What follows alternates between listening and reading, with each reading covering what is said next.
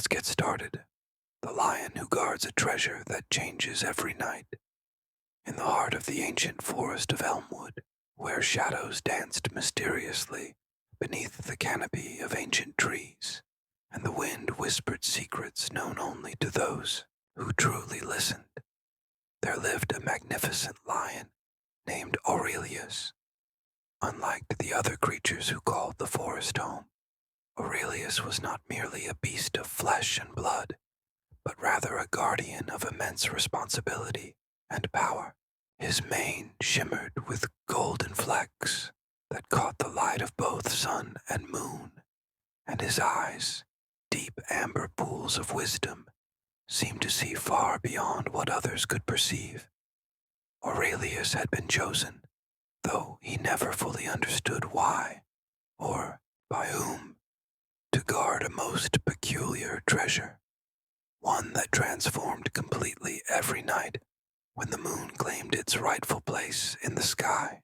The treasure was housed in a small clearing, surrounded by ancient stone pillars covered in moss and mysterious engravings that glowed faintly blue when darkness fell. Furthermore, at the center of this sacred space sat a pedestal of polished obsidian, and upon it rested whatever form the treasure had decided to take for that particular night. The lion took his duty exceedingly seriously, pacing the perimeter of the clearing tirelessly throughout both day and night, consequently deterring any who might approach with ill intent. Yet Aurelius was not cruel or needlessly fierce. In fact, he was widely regarded as fair and wise, willing to converse with those who approached respectfully. "Why do you guard something that never remains the same?" asked a curious fox named Russet one evening, her bushy tail twitching nervously, despite her boldness in approaching the majestic guardian. Aurelius settled onto his haunches, his massive paws folded neatly before him. "Because," he explained, patiently, "value does not lie in consistency alone. Sometimes the most precious things are those that embrace change rather than resist it." That night, as moonlight filtered through the canopy above, the treasure took the form of a simple wooden flute. Nevertheless, when the first rays of dawn touched its surface the following morning, it had transformed into a crystal orb filled with swirling galaxies. Aurelius watched this metamorphosis with the same reverence he had shown countless times before, for he understood deeply that each incarnation held its own significance.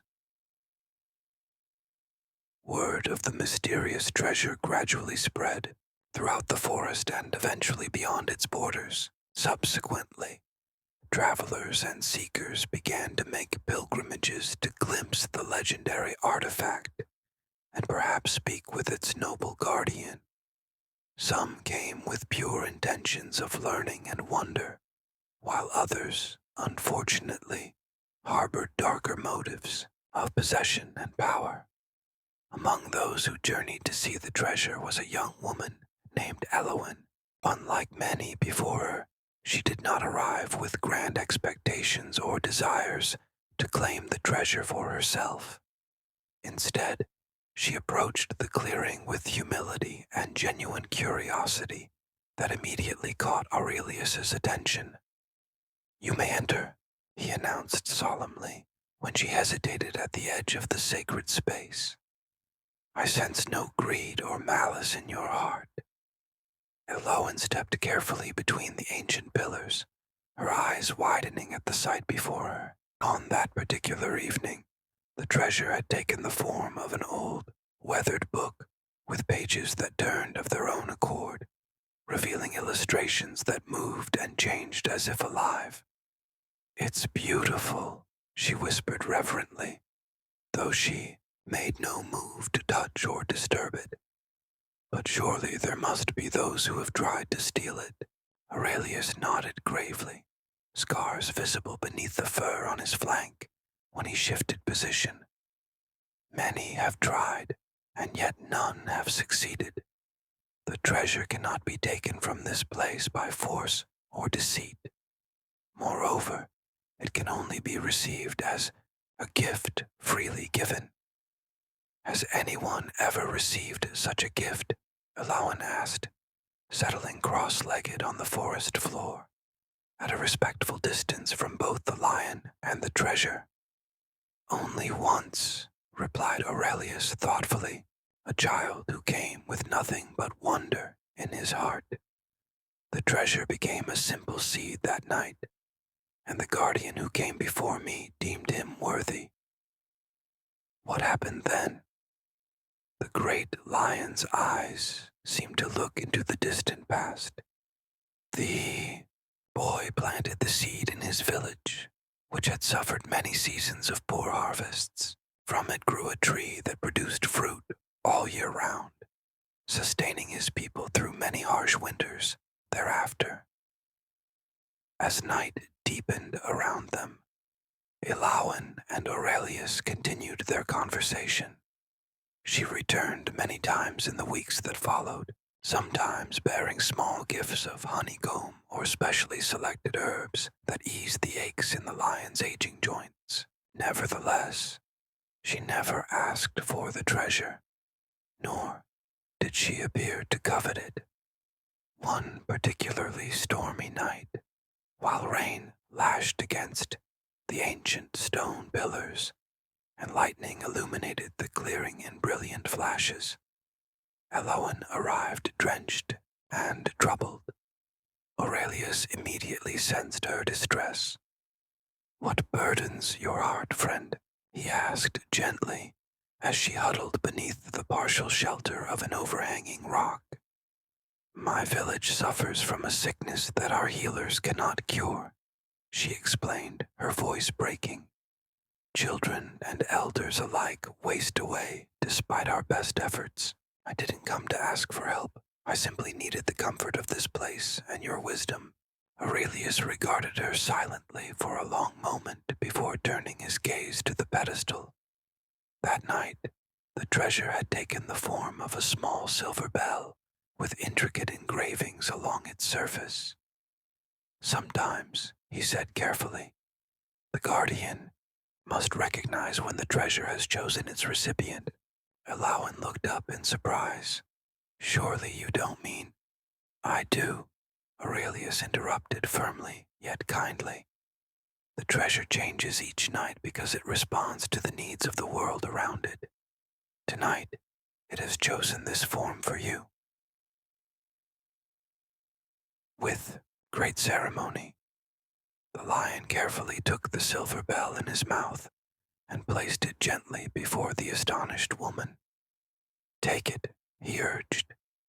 "It has been freely given." With trembling hands, Eloan accepted the gift. As soon as her fingers closed around the cool metal, the bell chimed softly of its own accord, producing a note so pure and clear that the storm itself seemed to pause momentarily. Knowledge suddenly flooded her mind, understanding of plants and remedies previously unknown to her, combinations and preparations that would heal her people.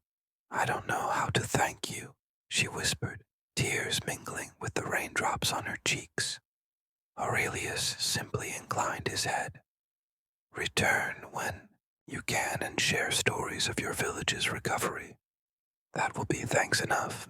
After Alawan departed, hurrying through the forest, clutching her precious gift, Aurelius settled down to wait. He knew what would come next, as it always did when the treasure found a worthy recipient. As the first light of dawn broke through the storm clouds, the pedestal remained empty only briefly. Then, slowly at first, but with increasing speed, motes of golden light began to coalesce above the obsidian surface. They swirled and danced, gradually taking shape until a new treasure appeared. This time, a compass whose needle pointed not north, but toward something only its future owner would understand. Aurelius smiled to himself, satisfied. This was the true magic of his duty, not merely protecting the treasure, but recognizing when it was time to let it go, trusting that another would come when the world had need. Moreover, he understood what few others did, that the real treasure was not the object itself, but rather the hope and healing it could bring when placed in worthy hands. The great lion resumed his patrol of the clearing, his paws moving silently over ground, made soft by the recent rain. The forest around him bustled with morning activity as creatures large and small emerged from their shelters, completely unaware of the subtle but significant change that had occurred during the night. In the months and years that followed, Elawan returned often, sometimes bringing others from her village who had been healed by her newly acquired knowledge. They brought offerings of gratitude and stories that Aurelius treasured far more than any physical gift. The silver bell, they explained, now hung in their healing house, and though it no longer revealed secret knowledge, its clear tone brought comfort to the sick and guided Elowen's hands in her work. Other seekers came and went, some deemed worthy of the ever-changing treasure, and many others turned away. Yet through it all, Aurelius remained steadfast in his duty, his golden mane gradually becoming streaked with silver as time passed. When asked why he devoted his life to such a task, when he could roam free and hunt as other lions did, Aurelius would simply look toward the horizon with his wise amber eyes and reply, "Because some treasures guard us just as surely as we guard them, and because true value lies not in possessing, but in passing on what is most needed precisely when it is needed most." And so, the lion continued his vigil in the heart of the ancient forest, guardian of a treasure that was never the same twice, yet somehow always exactly what the world required.